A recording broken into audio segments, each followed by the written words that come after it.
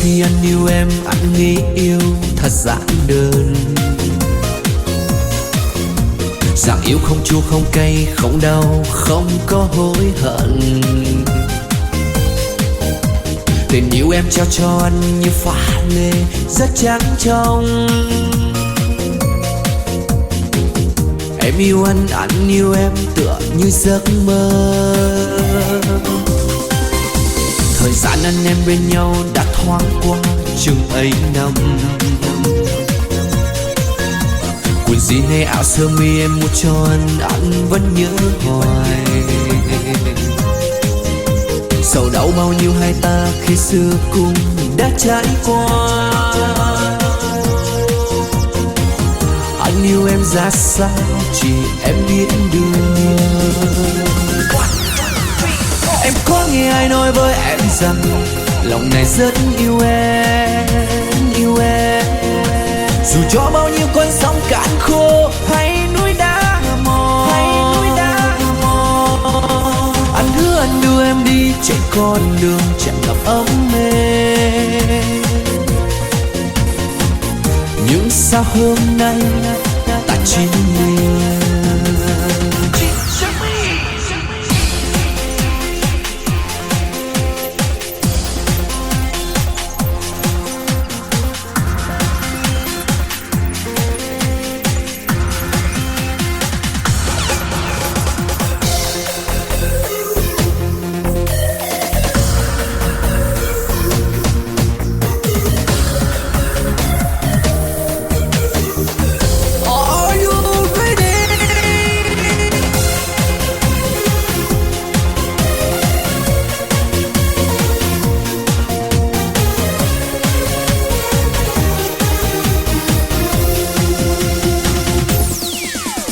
Ngày trước khi anh yêu em, anh nghĩ yêu thật giản đơn.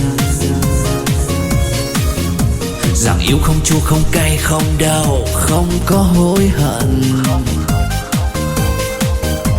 Tình yêu em trao cho anh như pha lê rất trắng trong. Em yêu anh yêu em tựa như giấc mơ. Thời gian anh em bên nhau đã thoáng qua chừng ấy năm. Quần jean hay áo sơ mi em mua cho anh vẫn nhớ hoài. Sầu đau bao nhiêu hai ta khi xưa cùng đã trải qua. Anh yêu em ra sao chỉ em biết được.